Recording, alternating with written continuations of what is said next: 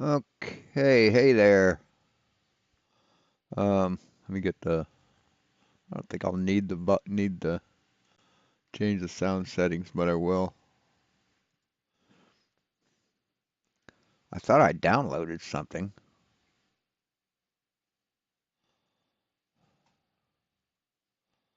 but I can't find it now.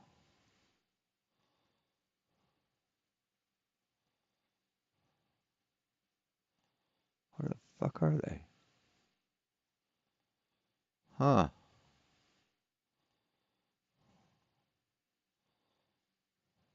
Well, that's weird. I thought for sure I downloaded it. Hey, Westside. Hey, Real Cygnus. Yeah, Merry Christmas Eve.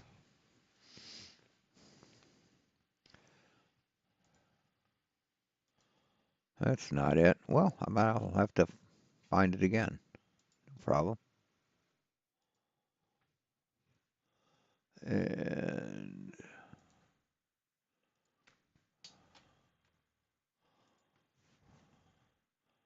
yeah, no problem.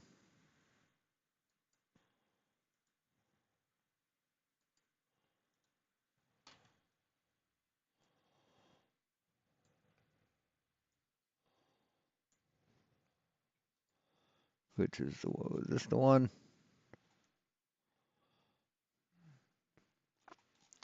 No, that's not the document. This is the document. So what we have, hey Clarence, is the science content standards for California public schools. Have been that way since the 80s. And it's got the publishing information, special acknowledgement. It's dedicated to Glenn Theodore Seaborg, very important educator and scientist. So we're going to go through and see just what kids are taught in school, the standards of education, just to show that it's not indoctrination, that kids are actually taught how to learn.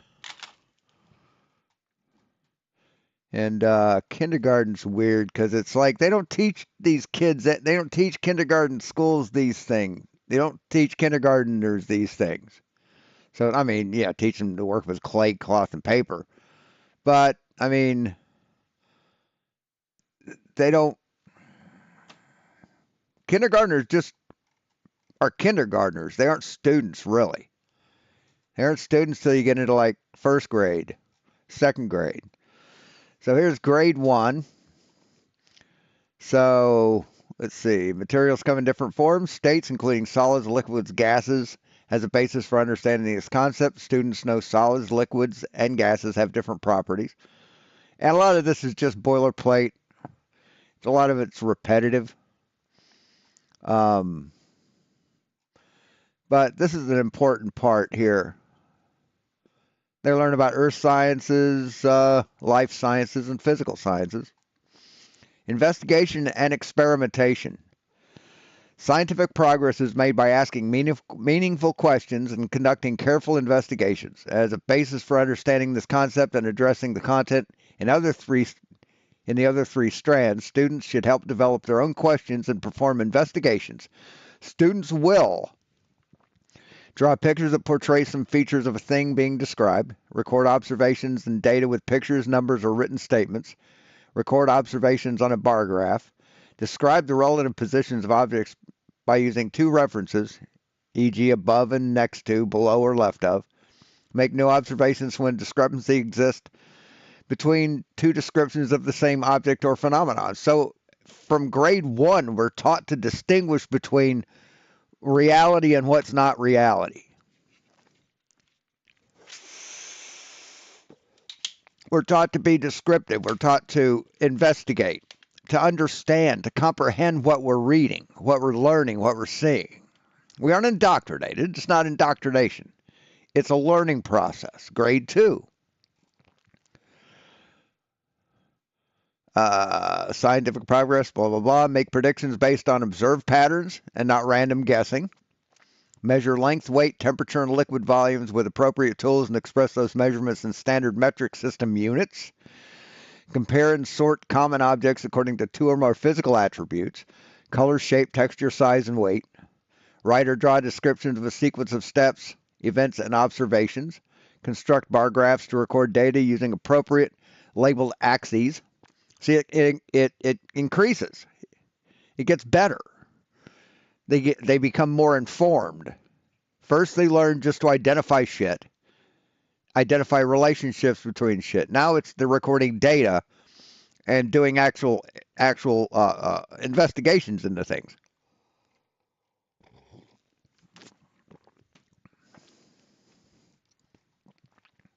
Now we get into grade 3, and it keeps getting more and more. In grade 3, they repeat observations to improve accuracy and know the result of similar scientific investigations seldom turn out exactly the same because of differences in the things being investigated, methods being used, or uncertainty in the observation. Differentiate evidence from opinion and know that scientists don't rely on claims or conclusions unless they're backed by observations that can be confirmed. Use numerical data in describing and comparing objects, events, and measurements. Predict the outcome of simple investigation and compare the result with the prediction. See, by grade 3, that is grade 3, they learn to predict the outcome of a simple investigation, compare the results with the prediction. Create a hypothesis, run an experiment, see if it matches what you expect in reality. In grade 4, see, the first paragraph is the same every time. In grade 4, we differentiate observation from inference or interpretation, and know scientists' explanations come partly from what they observe and partly from how they interpret their observations. Measure and estimate the weight, length, and volume of objects. Formulate and justify predictions based on cause and effect relationships. Formulate and justify predictions based on cause and effect relationships. Isn't that what these dumbass flat earthers consider science? I think it does. Wait, what's this? What is that? Hold on. I didn't even open up YouTube Studio yet.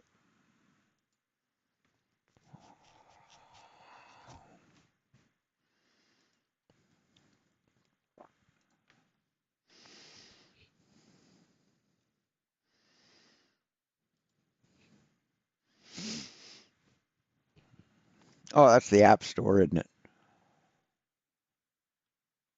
Oh, I don't.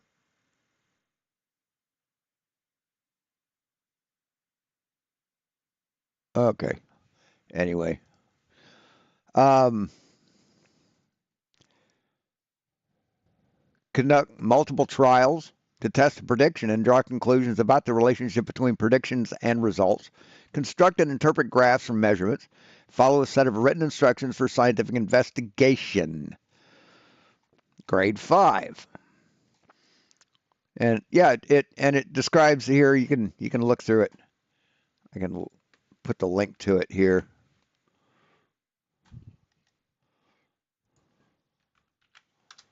So anybody wants to read more, like by grade 5, in the physical sciences, elements and their combinations account for all varied types of matter in the world. As a basis for understanding this concept, students know that during chemical reactions, the atoms in the reactants arrange to form products with different properties. They will know all matter of atoms. Uh, They'll know that metals have properties in common, such as high electrical and thermal conductivity. Some metals, such as aluminum, iron, and nickel, copper, and silver, and gold, are pure elements. Others, such as steel, brass, are composed of combination of metal elements. But what I find interesting, is page 23. Here in the beginning, with kindergarten,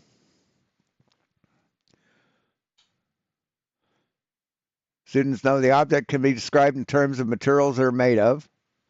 and their physical properties. They know water can be liquid or solid. No water left in an open container evaporates, goes into the air, but water in a closed container does not. Then you have life sciences. They know how to observe and describe similarities and differences in the appearance and behavior of plant and animals. But nowhere in this does it say anything about Earth curvature. Nowhere. Doesn't say anything about gravity or Earth curvature. So when they say that since kindergarten we're taught that the Earth is, no, we aren't. That's not part of kindergarten. Grade 4, build simple series and parallel circuits. Build a simple compass and use it to detect magnetic effects, including Earth's magnetic field. They got that one down. They do that without even fucking trying. Matter of fact, they do that while trying to do the exact opposite. But they don't understand why. Students know electrical charged objects attract or repel each other. And a lot of things that we're looking at in like fourth, fifth, sixth grade, even up through high school. Flat earthers repeat. They understand certain things. So it's not like they didn't go to school at all. They went through the same education as you or me. So when they start saying bullshit about the earth being flat and education is indoctrination, they're full of shit because they went through the same thing and they know for a fact it's not indoctrination. And we learn investigation and experimentation.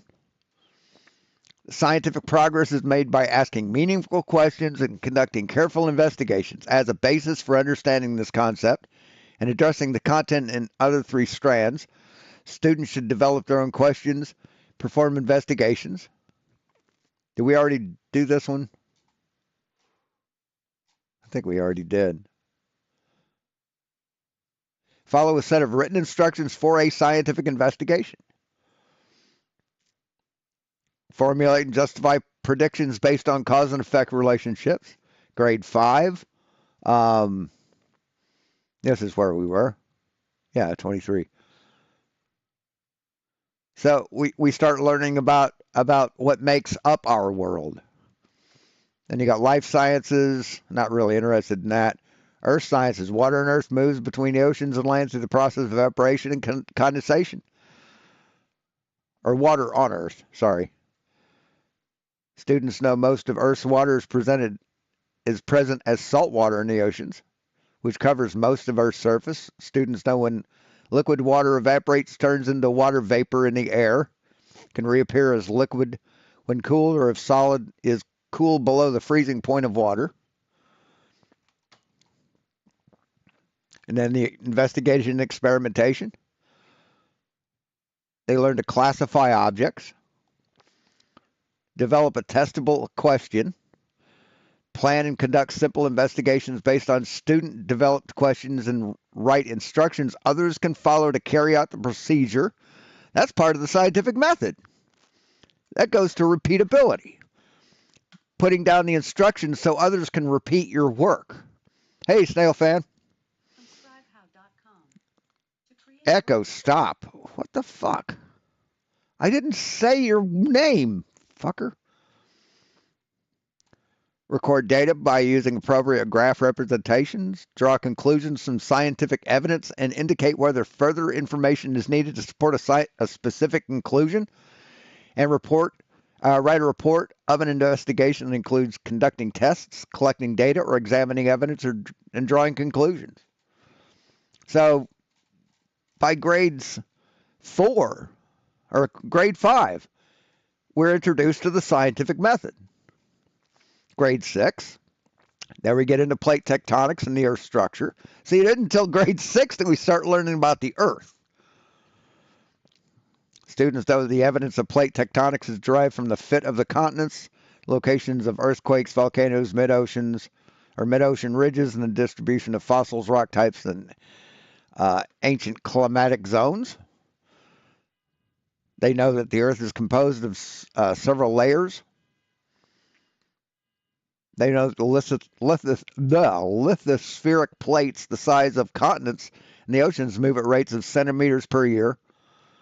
Learn about earthquakes, major geological events. Earthquakes, volcanic eruptions, and mountain building result from plate motions shaping the Earth's surface. And still, they don't even teach kids that the Earth is round yet. It's not in the curriculum. And then investigation and experimentation. Develop a hypothesis. Select and use appropriate tools and technology, including calculators, computers, balances, spring scales, microscopes, and binoculars, to perform tests, collect data, and display data. Construct appropriate graphs showing the quantitative statement about the relationship between variables. Communicate the steps and results from an investigation in written reports and oral presentations. Recognize whether evidence is consistent with proposed explanation.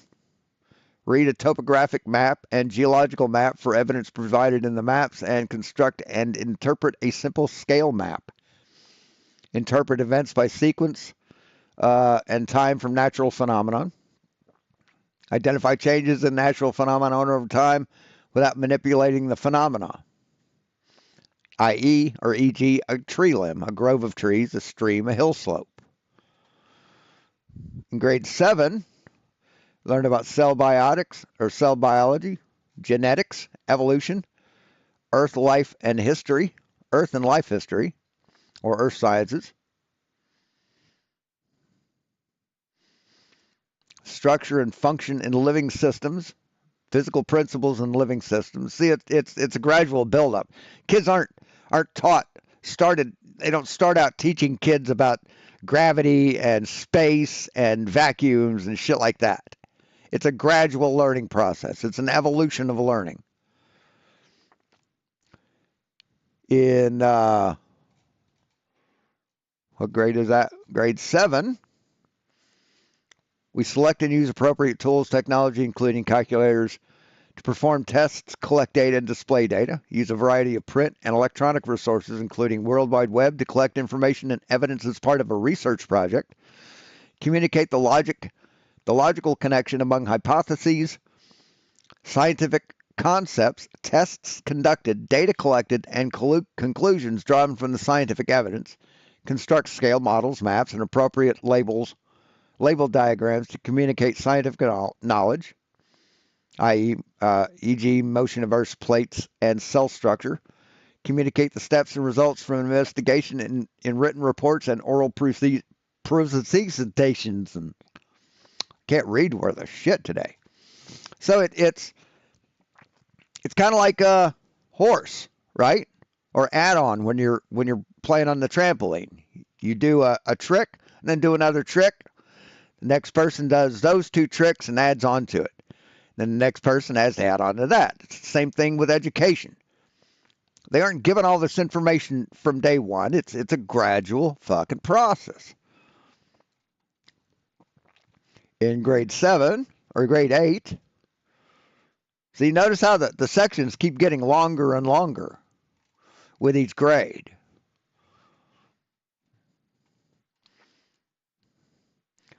Plan and construct a scientific investigation to test a hypothesis. Evaluate the accuracy and reproducibility of data. Distinguish between variable and controlled parameters in a test. Recognize the slope of a linear graph as the constant in the relationship. And apply this principle to interpreting graphs constructed from data. Construct appropriate graphs from data and develop quantitative statements about relationships between variables. See, we learned about variables. Apply simple mathematical relationships to determine a missing quantity in a mathematical expression, given the two remaining terms, including speed, distance, time, density, mass, volume, force equals pressure, area, volume equals area, height. Distinguish between linear and nonlinear relationships on a graph of data. See, they don't understand between linear and nonlinear. They don't. The angles to Polaris is a linear relationship. They don't understand that. They don't have a fucking clue. Then you get into physics, Newton's laws. There we get into gravity in grade 12 or grade 9. Or it's 9 through 12. This is a summary.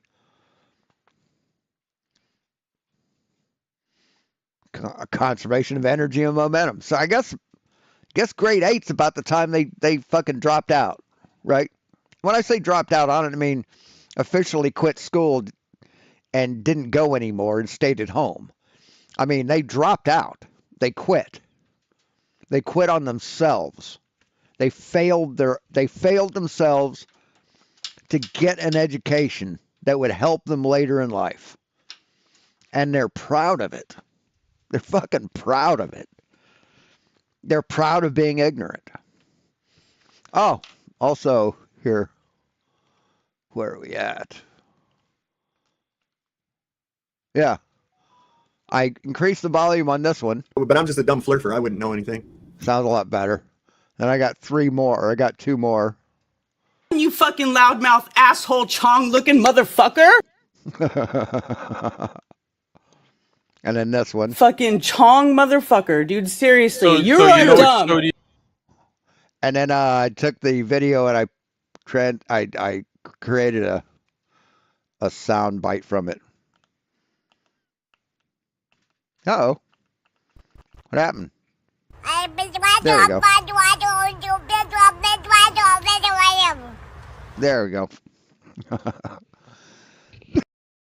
See, we learned about conservation of energy and momentum, heat and thermodynamics,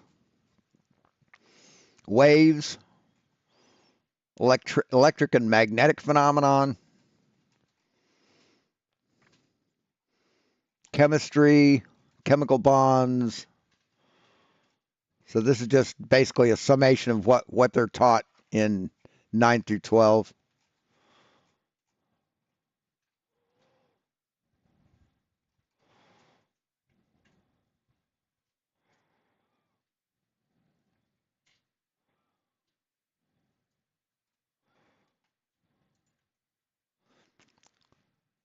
Investigation and experimentation. Select and use appropriate tools and technology. Identify and communicate sources of unavoidable experimental error. In other words, control for conflating variables. Identify possible reasons for inconsistent results, such as placing a compass on a fucking metal table. Formulate explanation by using logic and evidence. Solve scientific problems by using quadratic equations and simple trigonometry, exponential and logarithmic functions. Distinguish between hypothesis and theory as scientific terms. They don't understand the difference between those. Recognize the usefulness and limitations of models and theories as scientific representations of reality. Read and interpret topographic and geological maps. Analyze the locations, sequences, or time intervals that are characteristics of natural phenomena, e.g., ages of rocks, locations of planets over time, and succession of species in an ecosystem. Issues of statistical variability, and the need for controlled tests. Recognize the cumulative nature of scientific evidence. Analyze situations and solve problems that require combining and applying concepts from more than one area of science. They have trouble with that. Investigate science-based societal issues by researching the literature, analyzing data, and communicating the findings.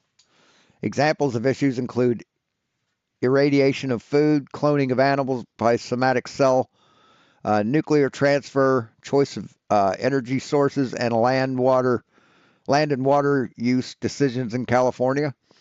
Know that when an observation doesn't agree with an accepted scientific theory, you can't see it down there.